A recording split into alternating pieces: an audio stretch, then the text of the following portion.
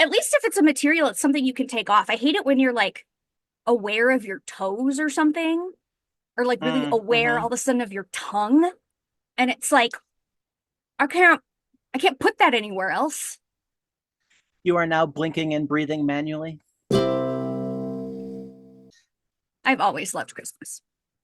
Yeah, that's definitely a lifetime special interest. I tried to dumb it down. I tried to dull it. I tried to hide it when we got married. I didn't want you to know quite how obsessed I was. If memory serves, you marry me, you marry my Christmas decorations. Was said out loud. I did I did say that, didn't I? Mm-hmm. But that doesn't necessarily indicate like an obsession with something. That just uh, well, I just wanted to be thorough and make sure you knew what decision you were making. All right. So I'm not great at hiding things. Like this is not new. This is not news. Nope, I know who I married, and I'm happy about it. Should we make a podcast? Let's make a podcast.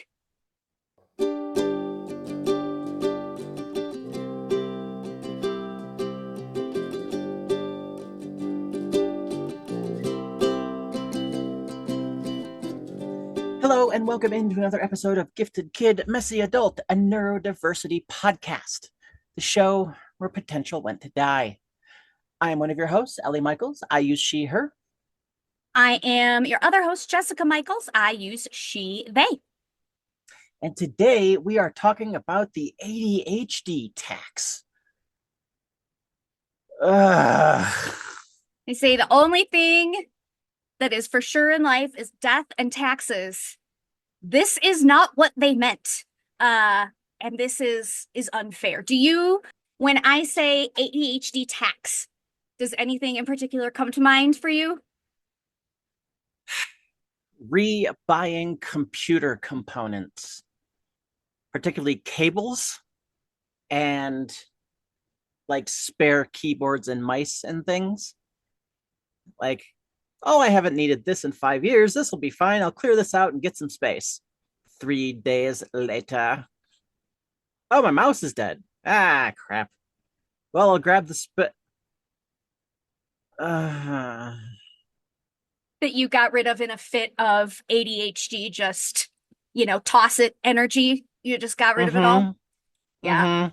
When we talk about the ADHD tax, for those of you who are not privy to this particular phrase, the ADHD tax just refers to anything, any type of expenditures that we have to make that are driven primarily from our ADHD nature. And so this could be late fees from missed payments, or it could be having to rebuy produce because all of the produce in your fridge has gone bad, or what else? It could be having to retake a semester of classes because you didn't get your student loan information in on time, and so none of your grades could be entered.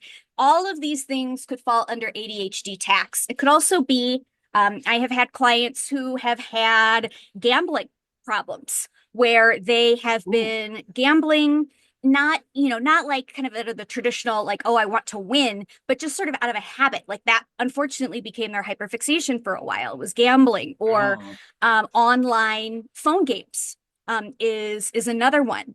I had a uh-huh. client this week who has allowed me to share her story, but she's extremely successful. She's the vice president of a company, and she has a Candy Crush hyperfixation right Oh now. no. And it's very, very difficult for her because she's like, I don't want to spend money on this game. I know it's silly. I know and that if any of these people whose, careers I am in charge of knew that this is what I was doing, they wouldn't have any faith or confidence in me. But it's just something that my brain is just really focused on right now. And so a lot of these things could fall under the ADHD tax. Yeah, you sent me an article with some of this. And the one that I think just really stabbed me right in the soul was having to go downtown to pay your library late fees, even though the books have been in your trunk for 3 months and you drive past the library every day. And that kind of gets into the non-monetary side of the ADHD tax, which is just constant shame, just ongoing, relentless. Why am I like this? Why do I suck? Mm-hmm. And the answer, the answer, of course, is as we know, you don't suck. It's just your brain chemistry being a jerk. But that doesn't help a lot, when you're having to order takeout because you were going to eat more healthy this week, but all of your vegetables have gone bad because you didn't pay any attention to them. And you Mm-hmm. straight up forgot that you had vegetables in the fridge. Mm-hmm. Oh, I got to take the leftovers out of the fridge. Those are done. I definitely think, and I think the article that you're referring to is from Attitude Magazine, Mm-hmm. which is an article, which is a magazine that I really love. It's by Rick Webster. It says the ADHD tax is draining financially and emotionally. And I think the thing that struck me about this was how many of the things that are part of this ADHD tax, which is, financial, or as you mentioned, like the hidden emotional cost of living with ADHD, how many of them are related to things like out of sight, out of mind? You mentioned buying, rebuying computer cables because or computer parts, because one day you're just done with everything and to throw everything out. And then you realize that you actually needed some of that. For me, it's seeing something either at the store or online where it's like, oh, we need that. That would be really great to have. And then getting it home and opening a drawer and realizing I've had that same thought 3 or 4 times. And so Mm, we've mm-hmm, purchased the mm-hmm. same thing over and over and over. There's a funny TikTok meme. It was from a while ago, but I love it, where the guy he did a dance about going to the store, opening up, he buys a bottle of hoisin sauce, opens the fridge, and there's a bottle of hoisin sauce. And he does this 5 or 6 times till his arms are full of hoisin sauce. And like, I definitely have those things where I just am constantly buying them because in my mind, we never have enough, whatever it is. Do you have a thing from the store that you always buy? Um, Floss picks, like the Yeah. little plastic dealies that has just a Mm-hmm. little bit of floss and like a horseshoe kind of thing with a handle. Mm-hmm. Um, we have so many bags of those throughout various places in our bathroom and our closets. We started referring to part of our hallway closet as the duplication closet because that's just where I started putting stuff that we have more than one of. Ahem. That's where that's where oh, you did that. I created the duplicates closet Oh, well, because crap. I remember because I was coming back from, I think, the stores, putting groceries away, and I had bought something like deodorant or shampoo, something that I thought we were out of because the one thing that we were using, we were out of, but not realizing we had already bought backups. And I thought, well, we're just never, when I go grocery shopping, I'm never going to look in under the sink and under the bathroom sink and, by the cleaning supplies. I'm never going to look in 200 places to see what we have. But if we have them all in one place, I can look in one place and we'll know this is where, this is what we already have. So we don't need to buy any more vitamins because we have magnesium, until for the rest of our lives because we just kept purchasing it. So it all goes there. So I created the duplicates closet. I'm very proud of I that. retract my claim. I had forgotten, but it's so effective and it's so fitting Mm-hmm. that it's become a subroutine in my brain of like check the duplication closet. Okay, there's no more Q-tips in the little jar on the bathroom counter.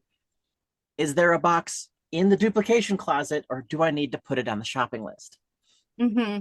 Yeah. And I think that's another thing that you mentioned that has helped us because I am a compulsive, like staples purchaser. When I go to the grocery store, like there's just things that I assume that we need, butter or milk or tea or, these things that we just consistently use, but I will buy them more frequently than we need them until one day you're like, we have 2 pallets worth of peppermint tea. Please stop. Like, oh, okay. So by doing a combined shopping list, we can just add things as we run out of them. So I don't, whoever goes to the store doesn't feel like they have to pre-purchase something because we're running out of it. So we always have that shared shopping list, and the duplicates closet is another way that we're trying to rid ourselves of this particular ADHD tax. But I think, you know, for me, a lot of this again relates to out of sight, out of mind, because if you're not thinking about where you put the backup shampoo or whatever, you just, as soon as something isn't in your line of vision, then it goes away, which means that's still a need that needs to be addressed. Mm-hmm. And that just always kind of keeps a tab open in your mind then of all of these things that you need to sort of solve for, when in reality, they've been solved. Like that's already been taken care of. You don't need to do that again. Um, And that's taxing on your mental faculties and your mental spoons of like, I need to remember to get all of these things. It's like, no, you don't. It's fine. mhm, We have a shared Google Keep list that has like, hey, I noticed we're out of this kind of butter, or we're low on, butter or whatever. mhm. So no, you don't need to pay that tax. Yeah. I think for some people, the ADHD tax can not just affect them financially. I mean, we're talking it could ruin your credit. If you are consistently paying things late or forgetting to pay, and that has long-term financial ramifications. If your credit is bad or if you end up in a situation where you need to do something like file bankruptcy, then your credit could be destroyed for 10 years. So that's something that affects your future. But because for a lot of people with ADHD or a lot of people who kind of have these types of compulsions, I guess, so much of it is done in secret that I think there's this embarrassment, there's this shame if people knew what I was doing or if people knew what I was really like. But Oh, there's also, absolutely. if you think of somebody in a relationship, how damaging that could be in a relationship, even if it's just I've been keeping the secret from you. Hmm. But also, and oh, by the way, that money that we thought we were going to be able to spend on rent, I have spent on level 350 of Candy Crush, you Hmm. know? And those situations, I mean, we don't have kids, we have a dog, and I would feel guilty if I couldn't feed the dog. Hmm. Can you imagine not being able to feed a kid? I mean, I have I have a very high background shame quotient from the various neurospiciness. Uh, I do not even want to think about how much worse that would be if I failed our dog. Like, Mm-hmm. like that's oh, that sounds horrifying. Yeah.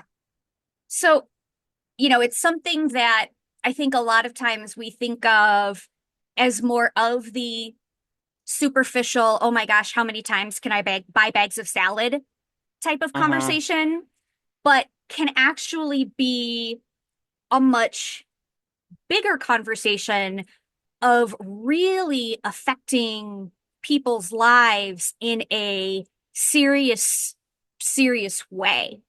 Um, Hmm.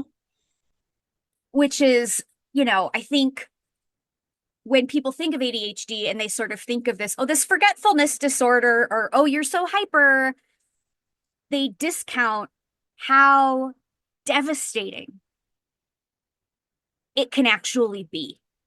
Hmm. And even as we're trying to spread awareness and spread acceptance, this isn't the stuff that we typically talk about.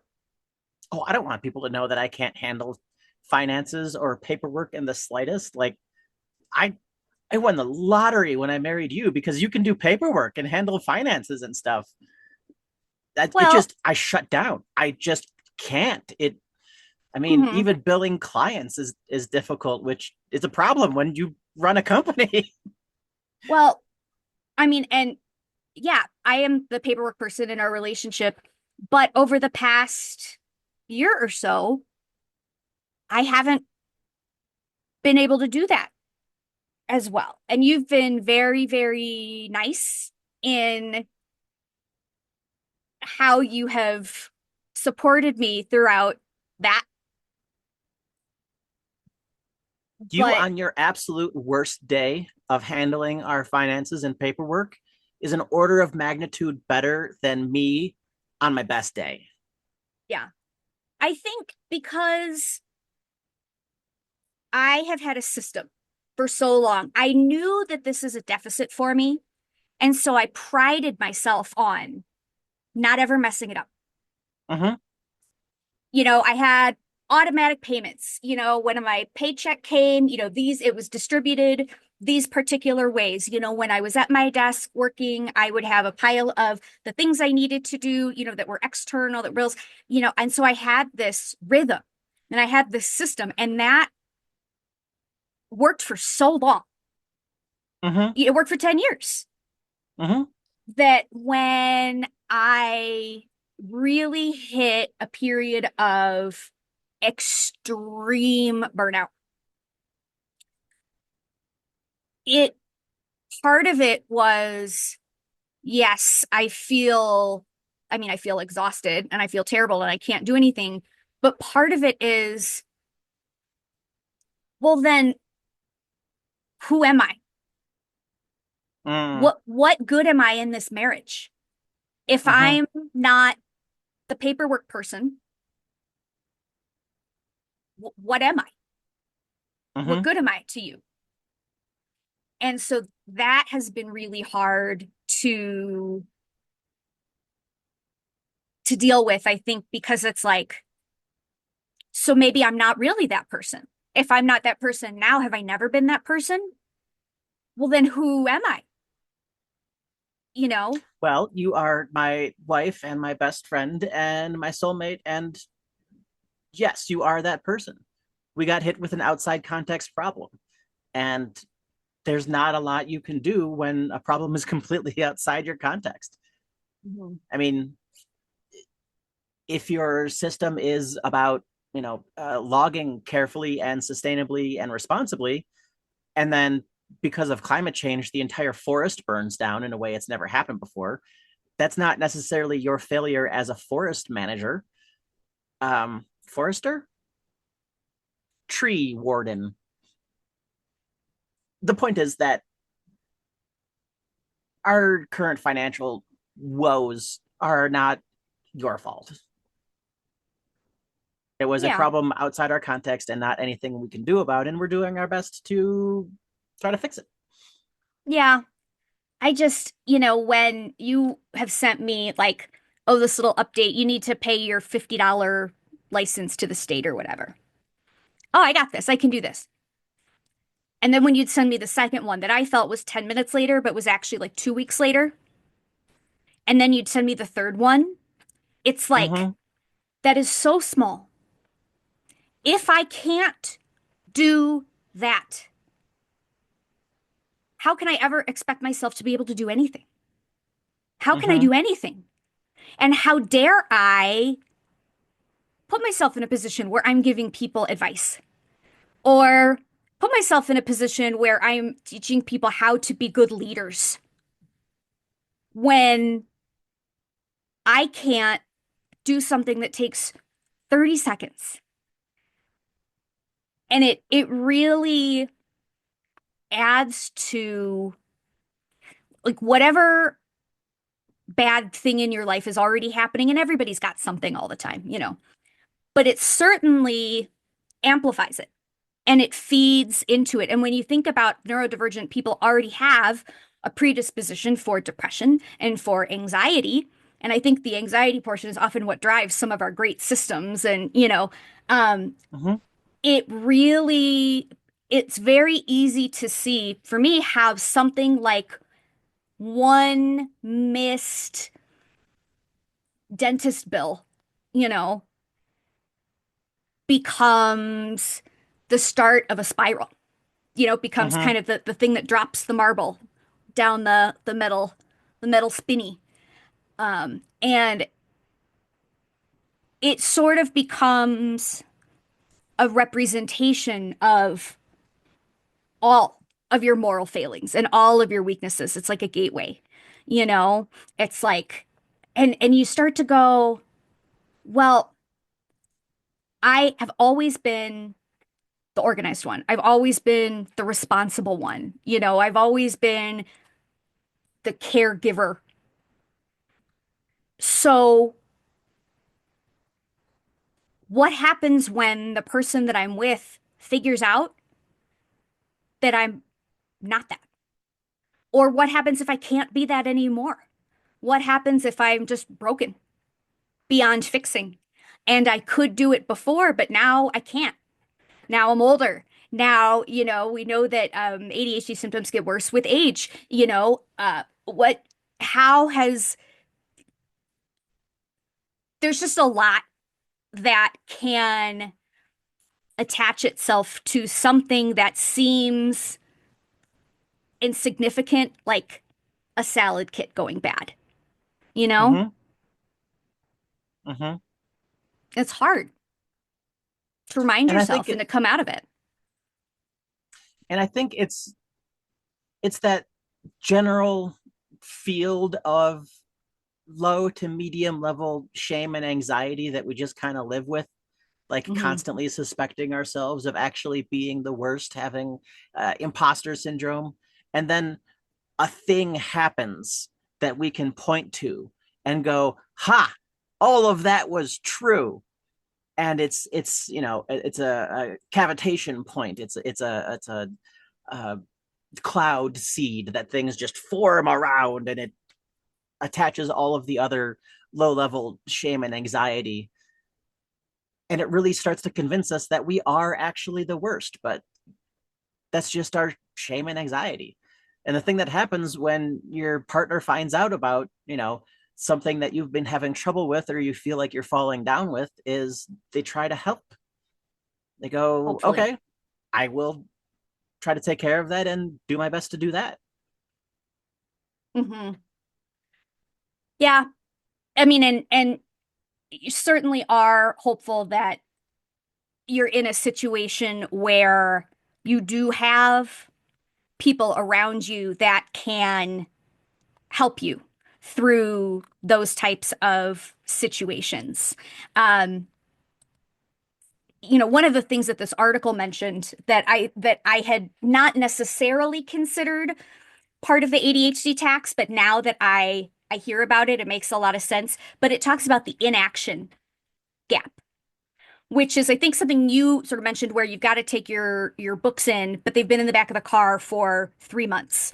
I think my favorite is the Amazon returns that have been Uh, sitting by the front door for 2 months and are now past the point where we can return them to Amazon. So now we're giving, now they become donations at that point. So that's certainly a financial, a financial mistake. But the article specifically mentions you put off getting your oil changed over and over and mm-hmm, over. And then all of a sudden your car needs a massive repair because you put off those little things. So that's the other thing that I think we don't really think about as often is how these little things can become huge things. I had a client who we have been working on just things like scheduling and time management and things like that. And she mentioned to me that on one of our calls, she heard, I heard something and I said, oh, is that water dripping? And she's like, oh, yeah, there's water dripping in my wall. And I said, have you called anybody? And she said, "Oh, no, no, no. It's been like that for years." That And so that became something that I would say, sometimes in coaching, our priority shift. And so that became a priority shift because we figured out that using this as kind of the gateway example, that this was a frequent pattern and that a lot of her time management wasn't coming from, oh, I don't know how to prioritize these things that I have on my desk right now. It's that all of the things I have to do, I need to do right now because I've waited for so long to deal with them. They are now all massive emergencies. So it's like, how do uh-huh. you prioritize your life when everything is an emergency? And how do you deal with that physically and emotionally? And, you just really don't have the resources. And we sort of look at that end stage and go, well, now I need to figure out how to organize all this stuff when really what we should be looking at is back in history, what were the actions? What were the small actions, where we just sort of kicked this can down the road and now we're in a world of trouble.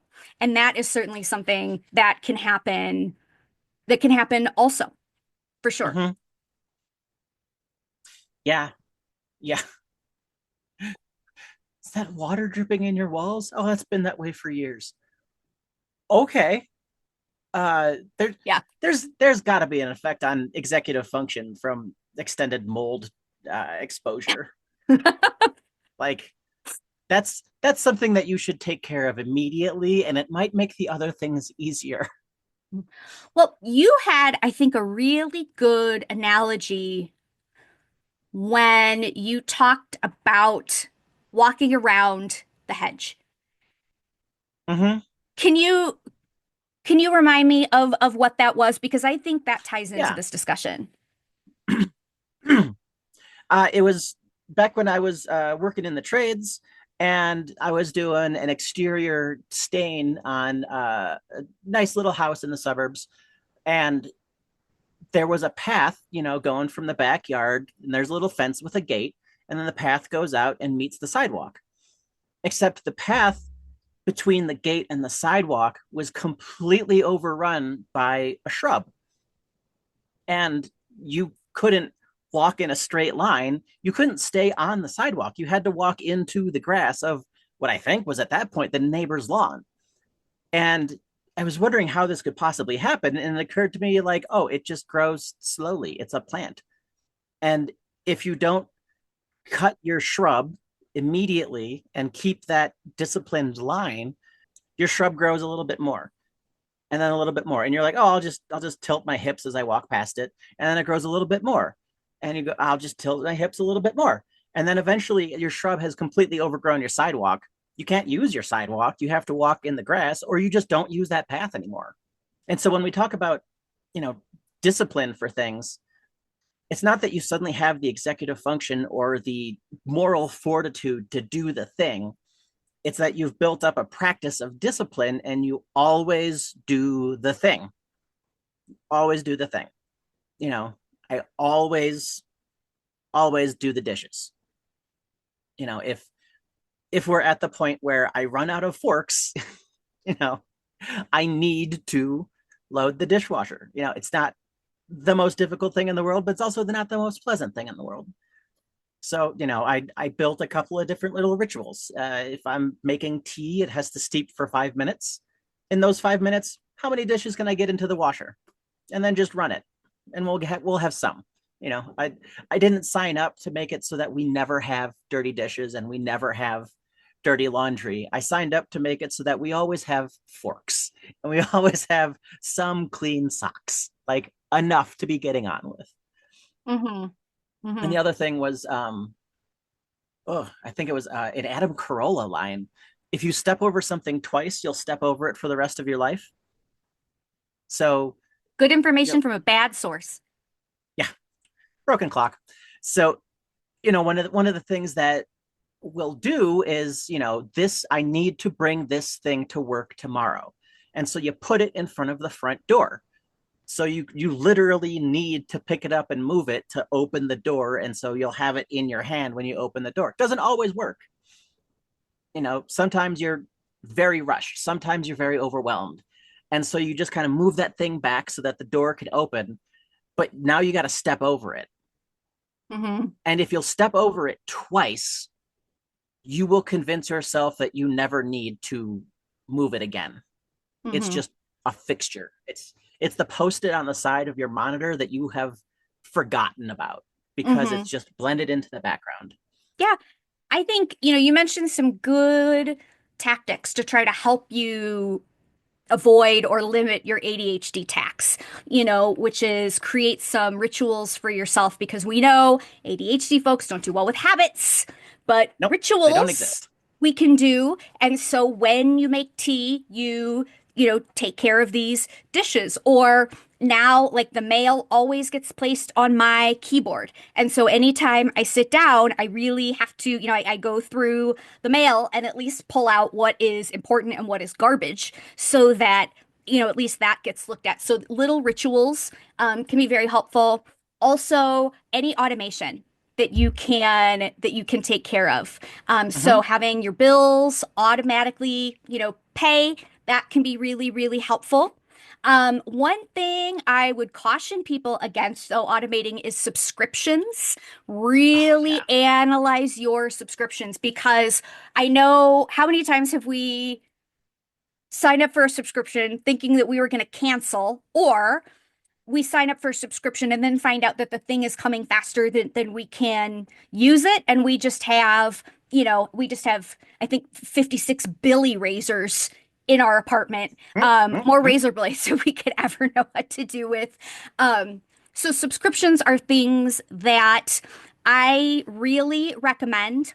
If you are going to engage with subscriptions, have a separate bank account or card or something where all your subscriptions live. And then once a month, have it on your calendar to go through and audit and look at everything that has been charged on that account or that bill. I like it separated from your main account because then, you're not siphoning money away from your mortgage. You've Mm-hmm. got this $200 or whatever that, you've allotted for these types of things. And by setting it as an event to regularly not go through everything that you've ever spent, because I think that's really overwhelming, but only Mm-hmm. looking at your subscriptions, I think can be a really good way to help keep those from mounting. So that's something that I do with my clients is we'll schedule that, one out of every four of our sessions. That's what we're going to do is we're going to go through this subscription list just to make sure and see what we can limit. So I think that is really important. Um, and I think another thing that you mentioned is noticing when you're about to take that second step over the thing that you've Mm-hmm. put like at the bottom of the stairs to take up. I think a big part of my job as a coach is helping people identify when their systems aren't working anymore. Mm-hmm. And that is something that unfortunately, our brains do amazing things. One of the amazing things that they do is adapt. And Yeah. so when you've got these tools that have worked forever and now they aren't working, it's helpful to have somebody who can work that out with you. Mm-hmm. Again, that's something that happened to me that really hit me hard. And I can't say that I'm fully out of the woods on it, but it can really rock you when your systems have become so ingrained they have actually kind of become your personality. And so if they don't work anymore, what happens? What do you do? So having a coach to help work through kind of those situations or at least help identify like, hey, this is happening over and over. That system maybe isn't engaging with your brain right now. So let's figure out another tool that we can put in its place until your brain switches again and we can, bring the old way back because sometimes you just need a temporary band-aid or some days you just need something to switch to for right now and then you can come back to what you were doing before. So I think that can be really helpful is identifying, and we don't like to do that, do we? Identifying No, your systems that aren't working anymore. no, it's the worst. But I mean, it's something it can be something as small as, I have three post-its on the right side of my monitor. Um, they are for things that are really not important. This uh, translating the stats in Lord of the Rings Online because they use different words than what I'm used to. But they've blended into the background. I mean, I don't even see them anymore, so they kind of don't serve their purpose. So making a new post-it and putting it on the top of my monitor, just so that I'm not using the same one and I have to put my head sideways to read it, um, could well solve that Hmm. because my brain has adapted to this chunk of light yellow color with some scribbles on it. That's just part of the background. But if I move it to up here, oh, that's brand new, and Hmm. that catches my brain. It's we almost become resistant to things. Hmm. Like it almost feels like, I mean, evolution isn't quite the right term. Tell me you're autistic without telling me you're autistic. Um, we evolve around the solutions and the methods that we use, these systems that are supposed to kind of trip us up. We learn how to adapt, and in learning how to adapt, they stop tripping us up and they stop becoming effective. And that's part of why it's so upsetting to have to go through them, because then it's putting more friction in your life. It was easier when I just stepped over the thing. It's going to be more friction to actually pick the thing up, take it to work, go talk to Kurt, say, I'm so, so sorry. I, your cooler became invisible to me. And here you go. Here's your cooler. And I made you some cupcakes as an apology, you know? So That's, oh, go ahead. I think that's all I had. I was just finishing it with so for no reason. Uh, well, that's actually, I think, related to a tactic that the article mentions, which is kind of connect yourself with your future self. Like, would my future self, what would they want to have done in this situation? And we do that sometimes. We'll say, "Oh, good job, past Jess," or "Good job, past Ellie," when Mm-hmm. we've done something that has set us up in a good way. So that can be something for your future self. Like I don't want to do this right now, but for future me, I will get this done. Future me would Yeah. be so happy to have this done. Yeah. Oh, that's what it was. Subscriptions. Uh, if I ever start a subscription for something that I don't think I'm going to want forever, then while I'm on the page where I just subscribed, I will cancel it. And then in a month, I'll get an email saying, hey, your subscription ended. And if it matters, if I really need it, future Ellie will find the 2 minutes of executive function to go, oh, resubscribe. And then if I think I'm not going to need that forever again, I'm going to unsubscribe again, because I would rather have, the pain in the neck of having to resubscribe than the pain in the neck of realizing that I've been paying $40 a month for something for 2 years that I haven't touched since the first week. Hmm. When you get the thing, go, oh, this thing is going to change my life. Mm-hmm. Yeah, you And get the email like, hey, your card expired and this mhm. subscription you didn't know you had just ended. And you go, my what? Yeah. What? Or you get Oh a pay God. I get a PayPal notice that said $54 has gone to this app, and I've got to search what that app even is. And it's like, oh, it's Headway. Haven't logged into that for a year. Great. Good. Glad we Mm-hmm. paid them Mm-hmm. 54 bucks.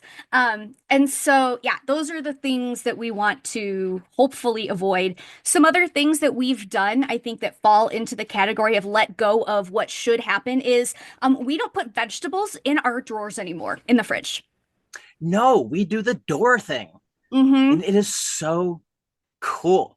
Okay, so you may or may not have seen this meme. I saw it going around almost as like a rebuttal to fridge scaping. Like that's such a gigantic waste of time and money and effort that Wait, what? Fridge scaping. It's this thing where people with apparently nothing to do and more money than taste will buy just a bajillion specific containers. And so, like, the kids' Lunchables go in a specific tub in the fridge that has a specific place. And then you have a specific thing, like just for strawberries, that sits over here. And it's to make your refrigerator look like super gorgeous and, I guess, professional and whatnot, from people who've Lunchables, never actually worked in a kitchen. Um, Lunchables come in a container. yes, They are a container. yes.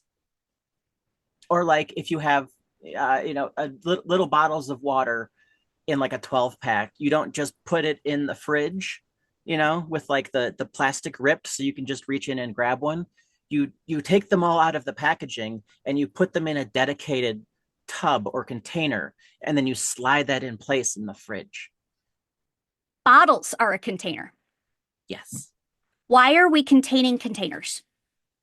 Rampant consumerism, conspicuous consumption, and wealth inequity. This is people who need a hobby, um, and have decided that over organizing their refrigerator with hundreds of dollars of random plastic bins You, is the key. you said fridge scaping, and my brain went to tablescaping, the Yeah, Bob's like Bob's Burgers Burgers. episode Table where, setting, it's like a scaping. he's got It's to a do a competition. themed. Yeah, oh, it's so funny. Bob's Burgers is just about I no matter what I recommend people for, in coaching, whatever we talk about, Bob's Burgers is always something that I add because I think watching Bob's Burgers just makes everything better and is an excellent study in different types of psychology and neurodivergence, honestly. So And Bob's how Burgers in is a delight. positive interactions. Mm-hmm. At no point is anybody punching down. Mm-hmm. There's there's a trans character named Marshmallow who is actually played by a trans woman, but she still keeps her, very low voice. And so there's a joke that like the next person who walks through the door is going to be tall, dark, and handsome. And Marshmallow walks in, and Linda goes, "Ah, see, tall, dark, and handsome." And Bob goes, "Marshmallow's not handsome. She's beautiful." And then Marshmallow goes, "Blush." At no point does anybody, even the antagonists, even the people that don't like Bob and that Bob doesn't like, when it comes to it, he's a kind and decent person to them. And they end up as friends most of the time.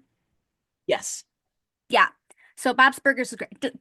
It does not relate at all to what we're talking about. But So, anyways, your brain is not going to forget that condiments exist. If you want the ketchup, you're going to remember that you need that the ketchup exists. So you put your condiments, and for me, like my little bottles of better than bouillon and whatever, you put those in the drawer because you're never going to forget about those. And then you put your vegetables in the door of your fridge so that when you open the fridge, you see your vegetables and you go, "I need to eat those." Ugh. But it's fixing that out of sight, out of mind thing. It's a lot harder to, you know, forget you have a salad when someone hands it to you.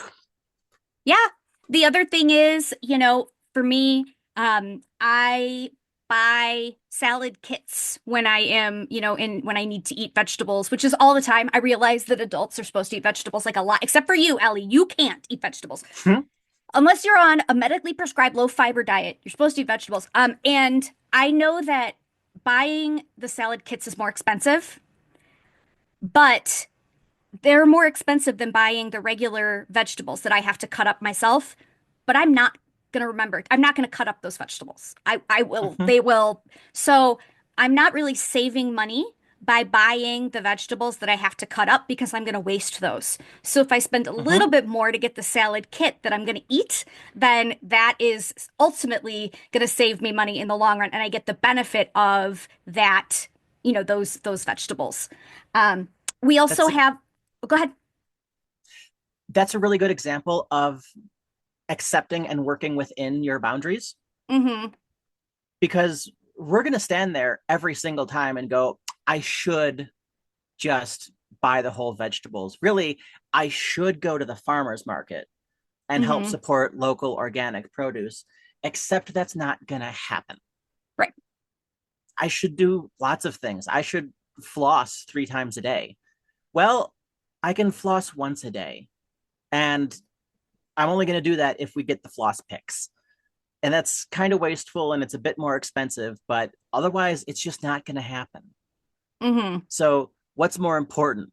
Doing what you should do or doing the thing at all? And I think Hmm. it's a lot like our bins thing. I've got a bin that says phone charger cables, and inside that are big Ziploc bags labeled with the different kind. And I can't always sit down and put all of the cables in the bags that they go in, but I can throw them in the bin. Hmm. And there, the cables are put away. We know where they Yeah. are. They're not a tripping hazard. We don't have to step over them. Hmm. Well, it's, as with so many of the things I think that end up working or helping, it's doing what you can, like doing as much of a thing as you can, even when Mm-hmm. it's not the whole thing, even when it's only part. Yeah, it would be great if I had this wonderful organizational system that, that looked pristine and beautiful and that I could put on TikTok or whatever, but that's not, I'm doing pretty well if the mail goes on my keyboard, you know? Mm-hmm. Like that's pretty good. Or if you can, get the things in a bin so at least they're grouped, that's something that you look at. Whatever small steps your brain will accept. That's so much more effective, I think, than I'm going to be a brand new person all of a sudden by implementing this huge, complicated system. No, you're not. Mm-hmm. Like we're adults. At this point, I'm baked. No, I'm not. I'm not baked. That is the wrong thing to say. I am not, in fact, I baked. mean, we do live in I Colorado, we do so. to say I am fully grown human. I am not going to become a new person because I bought a new planner. That's just not going to happen. So if we do these small things, like I said, don't step over it twice, whatever it is, the small things, what are most likely to get done, but also often impact the majority of our problems. It's like, okay, is this going to fix all of my ADHD tax? No, but will this solve for the thing that bugs me the most? Or will this take care of like 30% of it? What's going to move the most and is the easiest. Be lazy, please. Let's turn lazy into a good thing and not a bad thing.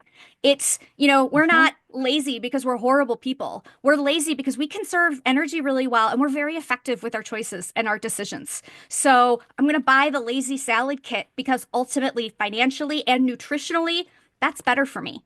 So it's not a lazy bad decision, it's a lazy efficient decision. And that is, that's a really positive thing. So, and then I think reaching out, as you said, I'm so fortunate that I have a spouse that I can reach out to. And when I'm struggling with things, but coaches are also really, really, really good. A neurodiversity trained coach or a coach who's neurodivergent themselves. That's what I always advocate for neurodivergent folks.